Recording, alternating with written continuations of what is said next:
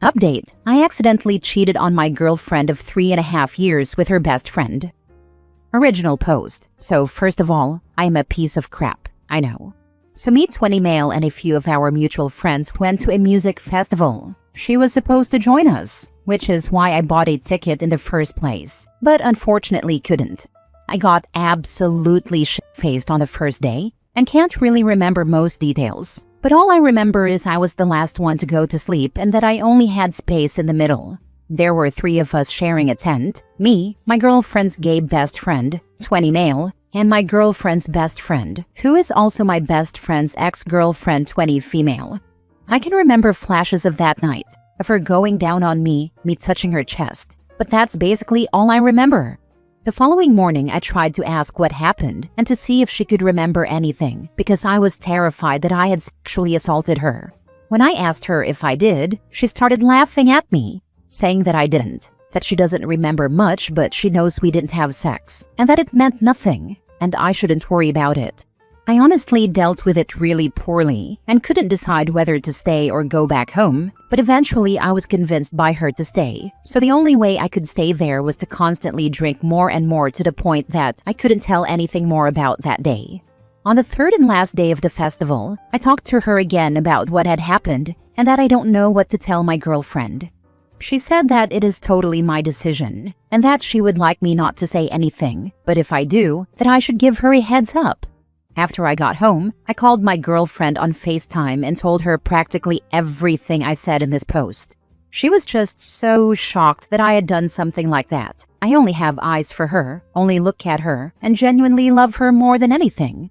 She said she can't believe that I did that, and told me she always felt confident that I would never cheat on her. Anyway, she talked to her best friend, the one that I cheated with, and apparently her version of the story changed a lot. Now I am the only one who got drunk, and according to her, I started touching her in her sleep, trying to undress her. I am not trying to victim blame in any way, and unfortunately I can't say that she's lying because I don't remember anything. It just seems weird how different the story is now, and I can't believe I'm getting treated as a cheater and a rapist. When I was told that that's what she says happened, I almost threw up. I don't know what to do now. I have been shaking for the last few days and can't manage to do anything, not even the simplest tasks like unpacking my bags or washing the dishes. I am done with alcohol for good. Now for the top advice before reading the update. Well, for starters, you can't accidentally cheat on someone. You either cheated or you were sexually assaulted. This is a really bad spot to be in, and the best thing you can do is be honest to yourself and honest to everyone else here about what happened. But I'd say there's a good chance you're not going to be able to recover the relationship. Are people actually reading the post? OP may have gotten molested and is getting gaslit by the girl and now in the comments. The girl originally said nothing happened, then went to his girlfriend and said he did all that stuff to her? Hello? He was shit-faced drunk and she wasn't, and barely remembers anything. This is a very tough situation, brother. I'm pretty sure you were the one sexually assaulted. The friend swapped the roles of the situation when she saw you weren't as much of a POS as her.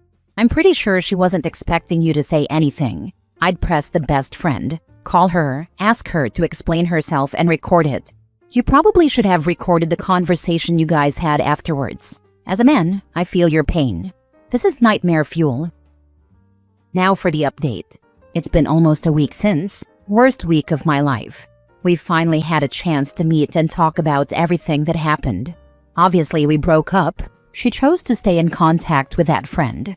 I feel so lost now. It feels so unfair that the friend can just go on with her life without any consequences. While I lost 2 of my best friends, my girlfriend and my best friend, who is also that friend's ex-boyfriend, and all of our mutual friends. I don't know what I am supposed to do with myself now. Right now I have one friend who is in my corner, and I can't be thankful enough for him, but it sucks. The issue here is that you took at face value a person who was completely untrustworthy. Did you think she would reveal the story in a way that would give her accountability after she already openly said she would happily lie to your girlfriend? You did the right thing by being honest. However, you didn't record the conversations or have any proof afterward. Speaking to the friend in any way would give your girlfriend clarity. This is a great takeaway. OP, heed this advice and don't put yourself in compromising positions going forward. I'm sorry, what? Did everyone miss that you were blackout drunk? People cannot consent when drunk, including males. Her best friend took advantage of you while you were intoxicated. Then she lied to your ex to make herself look innocent. She didn't care about messing around with you and didn't even want your ex to know it happened. Make no mistake, you messed up by staying and continuing to drink. You deserve to be dumped for that, but realize you were the one who was raped, not the other way around. Yeah, my mistakes were going to that thing in the first place. Getting so drunk and staying there. Lesson learned. Next story. Update. My boyfriend's best friend cheated on his girlfriend of 5 years numerous times. Today I found out that my boyfriend knew about it and actually helped his friend cheat. Original post. My boyfriend Sammy 27 male and I 25 female have been dating for almost 2 years now and have a wonderful relationship. His best friend John 27 male is really nice too, and I get along great with him. John had been dating Lauren for the past 5 years, and because our boyfriends are lifelong best friends, she and I also developed a good friendship. About 2 weeks ago, Lauren discovered that John was cheating on her with multiple partners. There was a ton of evidence, and Lauren broke up with him immediately. I felt bad about the situation because Lauren had become a friend to me too. I talked to my boyfriend about how I didn't like the fact that his best friend is a cheater. I'm a big believer that the company you keep says a lot about you.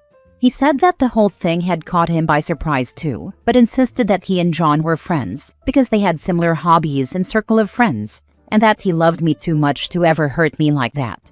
Fast forward to today, when I called Lauren to meet up and have lunch sometime with each other. This was the first time I'd called her after their breakup, and I wanted her to know that there was no reason why our friendship had to end. Lauren was furious on the line, saying stuff like, "How dare you call me after you helped him cheat on me? I thought you were my friend. You should have told me." I got her to calm down and explained that I had no idea that John was cheating, and if I had known, I would have told her right away. That's when she told me that my boyfriend knew that John was cheating and had covered for John literally dozens of times. Stuff like, "Oh yeah, Lauren, John's at my house. We're hanging out. And John's at his nephew's baseball game. He said he'll be back around 4. Just blatantly lying to cover for his best friend. Lauren sent me pictures and screenshots that proved without a doubt that my boyfriend had known about it for years and actively helped his friend cheat on his girlfriend. I'm beyond furious. What the two of them did to Lauren is horrible. But I'm also scared, because if his best friend is a cheater and he helped his best friend cheat, what does that say about him?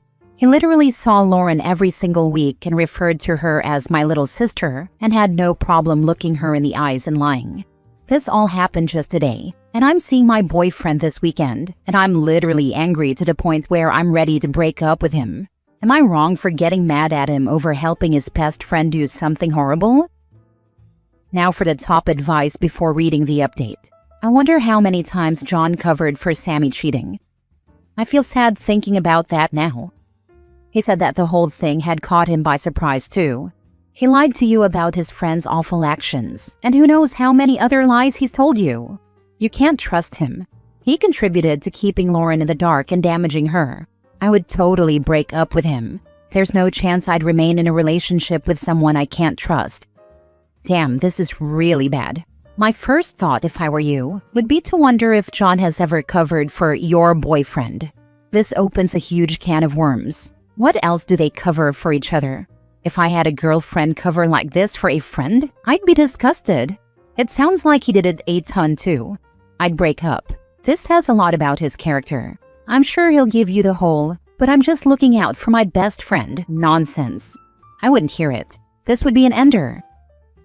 Now for the update. I was initially going to see Sammy just a few days after I found out what happened, but I canceled on him. I took the weekend to think, talk to a few friends, and read over the comments on my original post. After a bit of thinking, I decided to break up with him. Sammy lied to me, lied to our mutual friend Lauren, covered up for cheating, and knew full well that his friend John was having sex with multiple girls and doing it raw. He basically decided his friendship with a cheater was more important than Lauren being exposed to STDs. That was the deal breaker. I called Sammy on Tuesday and asked him to meet up with me in a public place. When we got there, I told him what Lauren had told me. He initially denied, but I think he could see from the look on my face that I wasn't about to be fooled.